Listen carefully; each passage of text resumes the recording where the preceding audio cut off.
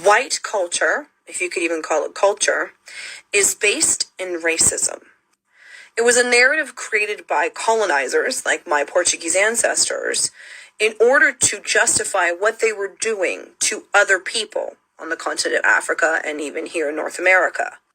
And the narrative was that we white people were better than all other races. And they did so through Christianity.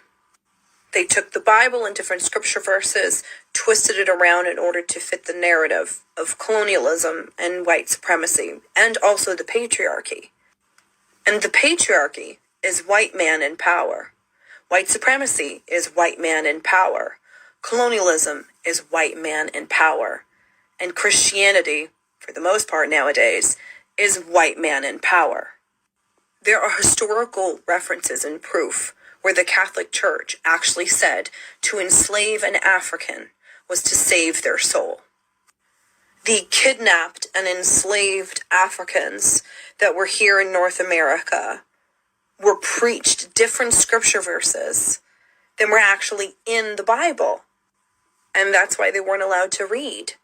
Because if they could read, then they could see that these scripture verses were incorrect and they couldn't be controlled anymore by this white God.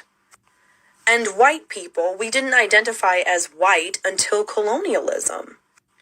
We identified as Portuguese, or Latvian, or German, or Italian, or French. But then colonialism came around, and then all of a sudden we became white, and we were superior, because we were the chosen race by God, and the scripture verses proved it. And we had to go into other people's lands and preach the gospel, when really it was all a ruse. It was all an excuse to go in and rape and pillage the land and the people and the cultures. So when I say that white culture is based in racism, it's based in racism. Christianity was the Trojan horse of white supremacy and colonialism. And Western Christianity, as we know today, is still based within superiority. All Christians think that they're better than everybody else. I grew up in it. I'm very familiar with the culture. And it's part of the problem. There's a reason why most of Trump's supporters are Christians. It's because they don't even realize that the conditioning of colonialism and Christianity and the patriarchy is so deeply embedded within them and their identity that they don't even see the truth.